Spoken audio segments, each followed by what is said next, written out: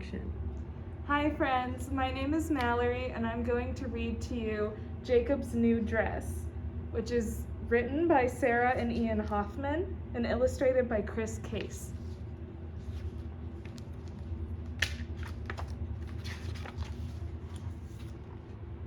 Jacob ran to join Emily in the dress-up corner. Emily slid into a shiny yellow dress, while Jacob wiggled into a sparkly pink dress. They both reached for the crown, but Jacob got there first. "I'll be the princess," he said. Christopher frowned. "Jacob, why do you always wear the girl clothes? Put on the knight armor. That's what the boy wears." "Christopher, stop telling us what to do," said Emily. Ms. Wilson heard the hubbub. "What's going on, kids?"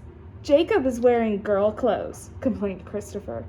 "The dress-up corner is where we come to use our imaginations," Ms. Wilson said. "You can be a dinosaur, a princess, a farmer, anything. Christopher, what do you want to be?" "A boy," Christopher scowled. Ms. Wilson smiled. "Jacob, you try it. What new thing could you imagine being? A firefighter? A policeman?" "Ms. Wilson," Jacob said proudly, "I'm the princess." "How was school today?" Mom asked, studying Jacob's face. "Fun?"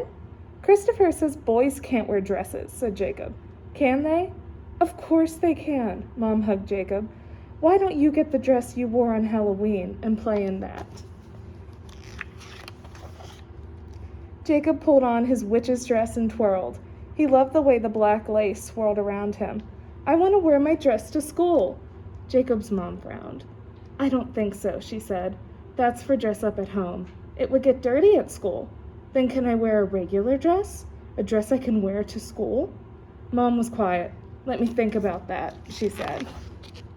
Jacob wondered what to play next. Pirate? Princess? Bird?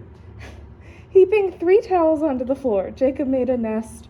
Then he wrapped another towel around himself for feathers. Snug and warm, he imagined what a school dress would look like. The next morning, Jacob stood on the stairs wrapped in a giant bath towel. "What are you wearing?" asked Mom. "It's like a dress, but I can get it dirty," Jacob said, pointing to the towel. "I made it." Dad frowned. "You can't go to school like that. Put on some shorts and a shirt under that dress thing," Mom said. "And hurry, we're late for school." "What's that?" demanded Christopher. Jacob moved closer to his mom. "Good morning, Christopher," said Jacob's mom. "Jacob's wearing something new he invented. Isn't it nice?" Christopher didn't answer. "I want a dress like that," cried Emily. "Where'd you get it?" "It's not a dress," said Jacob, glancing up at his mom. "It's a dress thing." Jacob saw Emily smile and grinned back. "I can make you one." The playground was full of laughter and running feet as the children played tag. Christopher sneaked up, yanking off Jacob's towel, and ran away, whooping. "Christopher is mean," hissed Emily. Jacob watched Christopher wave the towel like a captured flag and started to cry. "How was school today?" Mom asked. "Christopher stole my dress thing," said Jacob. The tears flooded back. Mom hugged Jacob. "I'm sorry, Christopher's not always a good friend." "Mom," whispered Jacob, "can you help me make a real dress?" Mom didn't answer. The longer she didn't answer, the less Jacob could breathe. "Let's get the sewing machine," she said finally.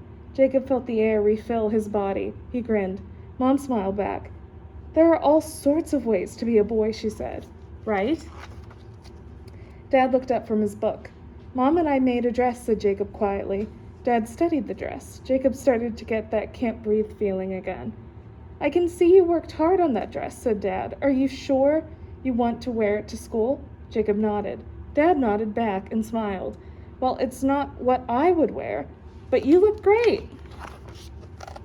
Jacob skipped up the front walk to school. He found Emily inside and showed her his new dress. They found matching colors in their clothes and laughed. "Purple and white." "Do you want to play dress up?" asked Emily. "No, monkey bars."